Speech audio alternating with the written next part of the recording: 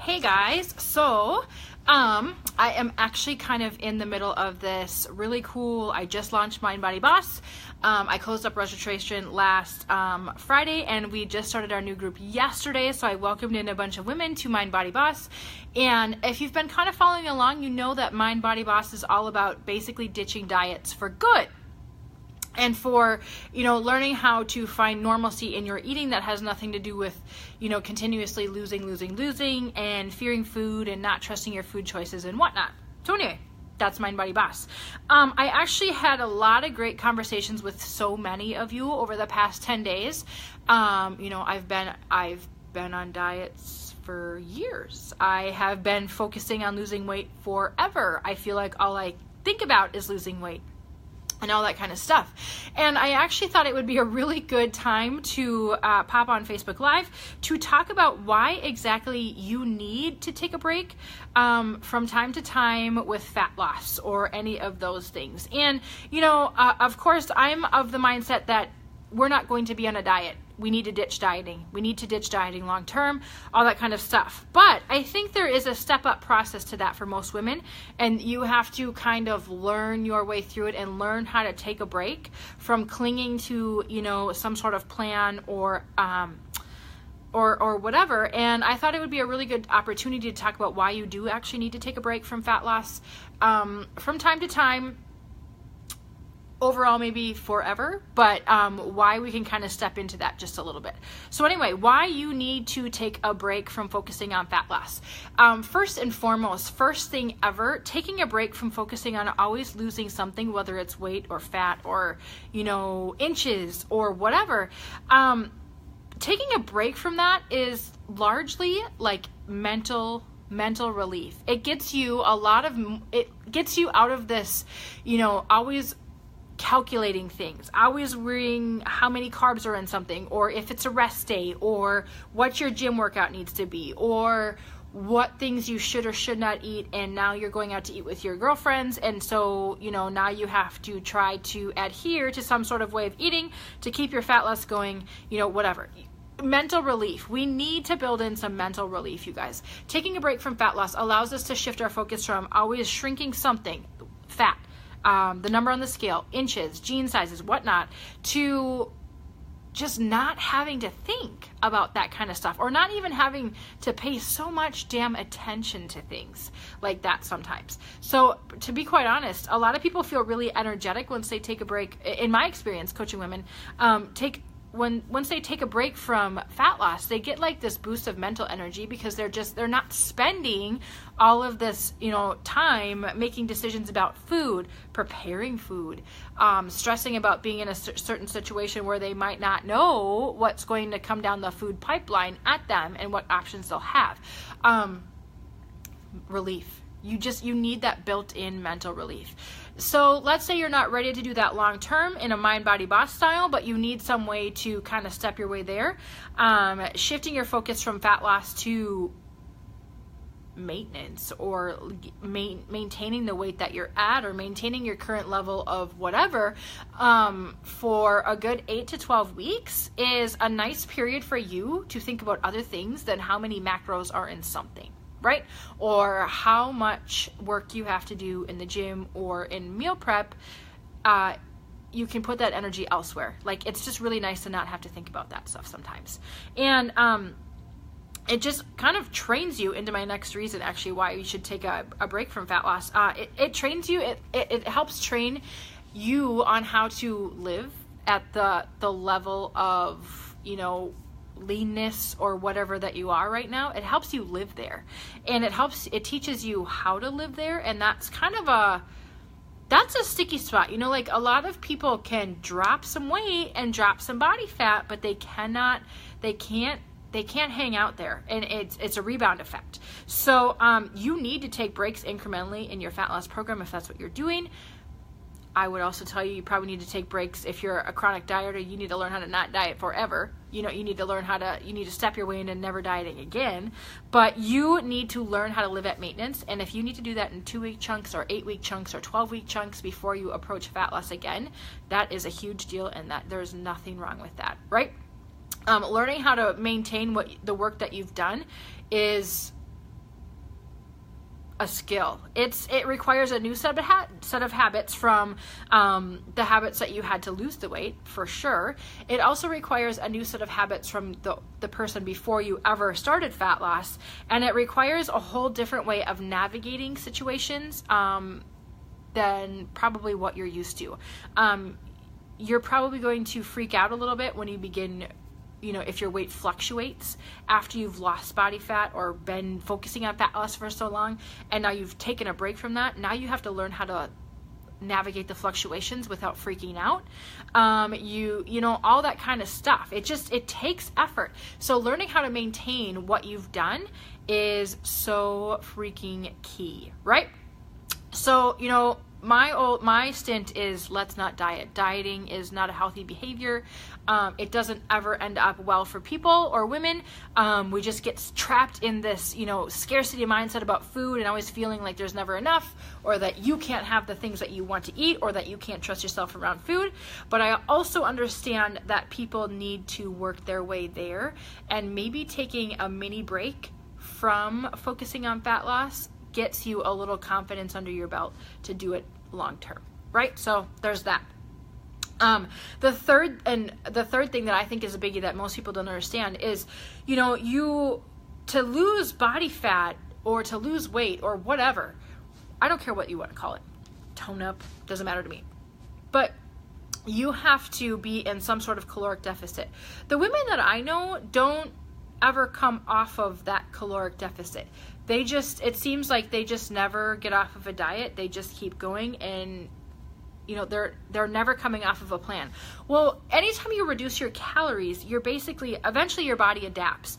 It adapts to whatever calorie target that you give it. Long term, it will find its way there, and it will just get really efficient at running at that level. And that probably means that and you might not even notice it, but you're not as energetic, or, now you're not recovering from the gym and all that kind of stuff, but your body has gotten used to what you fed it.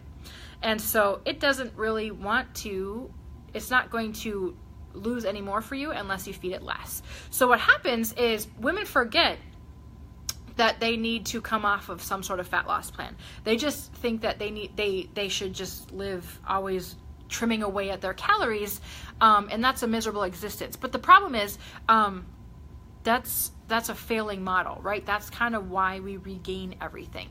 So what needs to happen is when you come off of a fat loss plan, you sort of kind of need to stabilize where you're at a little bit, like that whole maintenance thing that I just talked about, and you need to slowly, really kind of diligently actually, increase your food intake. It's very detailed, and it's a process that can be very mentally draining as well, learning how to ramp up your food again to a different, a new level. But that needs to happen. You need to retrain your body to basically accept more calories and get better at burning calories, more than what you fed it for the whole time that you were losing, right? And that's the process that most people just skip over and never think about, right? So that's very, it's detailed. It's a little trial and error, and it's slow. Like, you can't just go from, hey body, I was really shitty to you and I gave you 1,200 calories for the past 6 weeks, and now you're not losing anything, and so now to lose weight you're gonna have to feed it 1,100 or 1,000, and you know how I feel about that kind of stuff. That's not a way to live. That's not something that you can actually sustain. You need to go from 1,200 to 1,250 to 1,300 to 1,350 to 1,400 until you kind of find this little sweet spot of basically maintenance intake where you're feeling good, where you got energy, where you're crushing things, where your body is performing well for you. And depending on your size, that sweet spot is that's going to vary wildly from different individuals. Somebody might be able to maintain their weight that's a little bit taller and maybe has more muscle on them at something like 2,500 calories or 3,000 calories, depending on your activity level.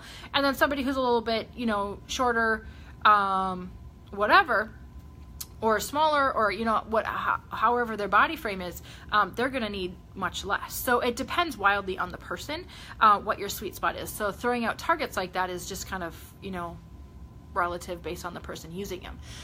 But that's kind of the thing that I see women skipping the most is, okay, I've lost it. And then they just never focus, then they just never think of anything else other than losing it, right? So 3 biggies on why you need to take a break from focusing on fat loss is definitely, you need the mental relief. That needs to happen. You cannot constantly consume your mind with always losing something, right? It's just very mentally taxing. It's draining. You need willpower. Willpower is not finite. Willpower has like this end point. So willpower only works for so long. You need to constantly be making choices. We need mental relief from that. You need to learn how to maintain, which is a process in and of itself, because you have to learn to manage the fluctuations that come with maintenance. And those are normal fluctuations, but that requires managing your emotions surrounding weight gain and weight loss. And then you need to teach your body to adapt to a new number. You need to feed a healthy metabolism to, grow a healthy metabolism after you've kind of trained it to adapt to less and less and less for so long. So all of it takes time, takes diligence, takes patience, takes definitely some emotional stableness, to be quite honest. So if you've been following along for the past 10 days or so, you know that I've launched Mind Body Boss. It's begun today, so I am not actually accepting any new women into it until my next round. But this Mind Body Boss is kind of the opposite of taking a break from fat loss. It's kind of taking a break from fat loss forever, for focusing on fat loss forever. And what happens with Mind Body Boss is basically we spend a good 4 weeks like unpacking all that stuff. Like, you got to learn how deep this stuff runs in your life. Like, it's everywhere. It's in the conversations that you're having with your best friend, what you're eating or what you're not eating or how this is so bad or whatever. It's in the things that you're saying to yourself as you're preparing meals for you, for your family, for any, anything about food. And it's just everywhere. It's all across your social media feeds, whatever. It just runs deep in our life. And so in Mind Body Boss, we take 4 weeks to basically deal with that, learn how to manage it, that doesn't jack us up, and learn how to just kind of tune it out so it doesn't affect, how we need to learn how to manage our thoughts and actions surrounding all that kind of chaos that exists in this world. Then we learn our new normal. That looks a little bit different for everybody. It depends wildly on the individual, but this is where we kind of learn, nutrition is important, but we need to learn how to eat in a way that actually feels good and in a way that the person actually feels good about eating. And that creates some sort of emotional, or this mental place that feels healthy. I mean, I don't know about you, but I can't feel chaotic around food. That's not a healthy place for me to be. And so it's learning how to create these different intentions around basically meals and eating and a new mindset. It's adopting that whole process. And then the last 4 weeks, which I'm super excited about, this group that is inside of here, what are we going to do after we don't talk about fat loss anymore or dieting and all that kind of stuff? Like, where do we go from here? We're going to have a lot of extra energy to use that has nothing to do with how many frickin' Weight Watchers points are in something, or how many grams of protein, or how many, should I eat carrots after my workout or oatmeal, because it depends on how many carbs I get that day. We're not going to have that kind of stuff. And I'm just super, super, super pumped about the women that I have inside this program. For me personally, I share a lot about my journey either on my blog or with my email tribe or whatever. And it's just this place of, I had a really crappy relationship with food. I always restrict, not necessarily, I wouldn't have called it restrict, but I tried to eat too tight for something that I could sustain all the time. And so what happened, Monday through Thursday, I would kill it. I would be super, super healthy, feeling good about life. My workouts were on. Friday hit. It was time to go have a meal out. And then that was just the tumble down effect. I would order something off the menu that I told myself I earned. Then I would feel like shit for doing that, and I would feel guilty. So why not throw Saturday out the window too, and then Sunday for sure, because I could just start the whole cycle again on Monday. That's me. I am the restrict then binge girl. I nailed that to a T. I totally fit that bill, and it's not a place for me. So I don't want to give a mixed message about talking about why you should take a break from fat loss, because I think most women need to take a break from dieting forever, or fat loss, even if you're not calling it dieting, but you're calling it, tightening up your eating, or, whatever. I think most women need a break from that forever. Like it's not getting them any wins. It's not actually getting them where they want to be, and it's only creating more chaos around food. But I also understand that that is the scariest thing on the planet, and so stepping some women into that maybe makes some sense if we have this long-term goal of eventually giving up dieting for good. Does that make sense? So it's kind of like this, like, hey, we're going to get there, but we're going to take a few more baby steps instead of this gigantic leap. So there's definitely purposes for both that fit a lot of different women, and it kind of just depends on where each woman is at, in my opinion. So anyway, aside from that, I could tell you that I actually I thought my food baggage was over for quite some time, and it really was. And then I noticed, like, so insecurity, not even like in the way I look or what size my clothes are or all that kind of stuff. Like that stuff doesn't really jack me up too much. Insecurity overall, feeling insecure or like not enough about something, for me it tends to be about my profession, because I am still kind of like new in the strength and conditioning field, but I also break my ass trying to, like, I spend a lot of my free time learning skills that make me a better coach, that whatever. So I can compare myself to some other coach somewhere else and then feel wildly inferior. And that insecurity feeling, that feeling of not enough, or that inferior feeling, is just, it creates this like shitstorm for me. And the thing that always rears its head when insecurity shows up tends to be in the form of, I should take on fat loss, I should work with a fat loss coach, I should change something about my appearance. So even though if I don't feel insecure about my appearance, but I feel insecure about something else, changing my appearance is the thing that I always gravitate towards, probably just because of old habits with my past and my relationship with food and fitness and all that kind of stuff. So for me, like a couple months ago when this was coming down the pipeline again, and I was like, God, Amanda, you have like this baby, you have way more stuff to be thinking about than this fat loss rodeo again. You can't ever do that to yourself again. So actually what I did was I went the crazy route. I jumped all the way off the cliff instead of baby stepping myself into it, which for me was the better choice. And I basically swore myself from dieting ever again. I will not do that to myself ever again. I took an oath. I gave it to myself. I took an oath for myself. I won't do that to myself again. And for some women, cool, it might work for you, and I would put money on it that it doesn't work long term, and that you'll create more damage internally in your mind than what your clothes look like on you, or how that temporary feel good feeling that you're kind of rocking and whatever. I can't do that to myself again. It just won't work. And so honestly, I just was like, dieting is done. Dieting is done forever for me. I don't care if it's called dieting or if it's called fat loss or if it's called whatever. It's just it's out the window. And I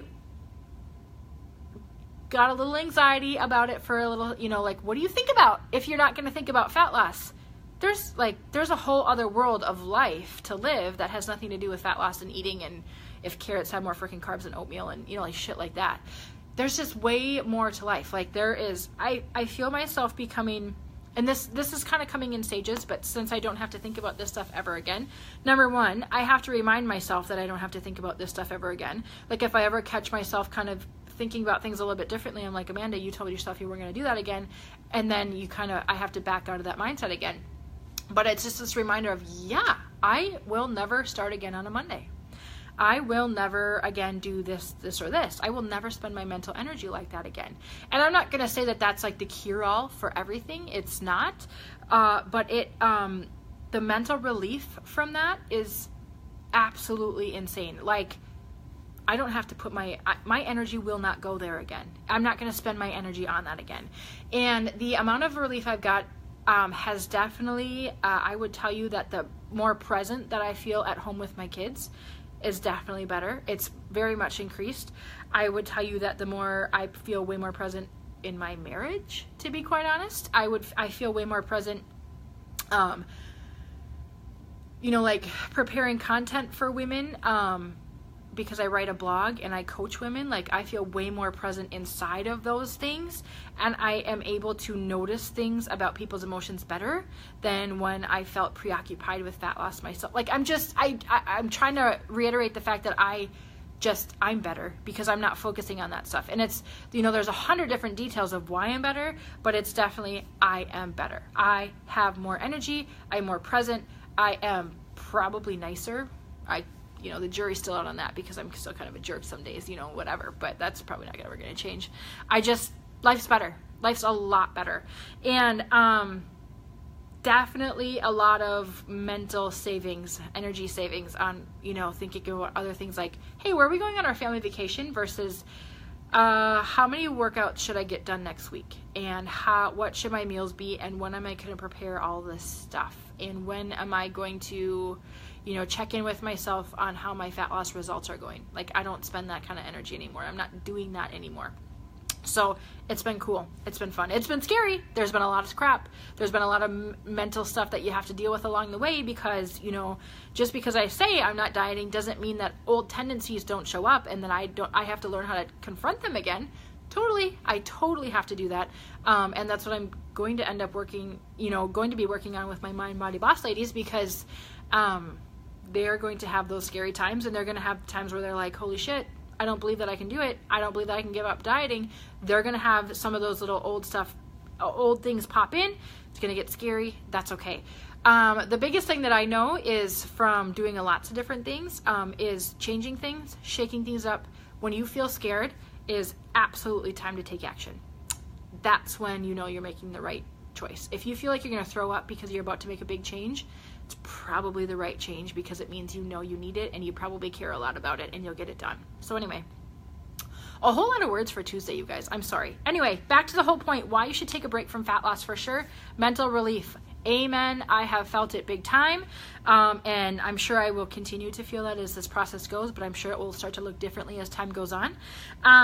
Learn how to maintain where you're at.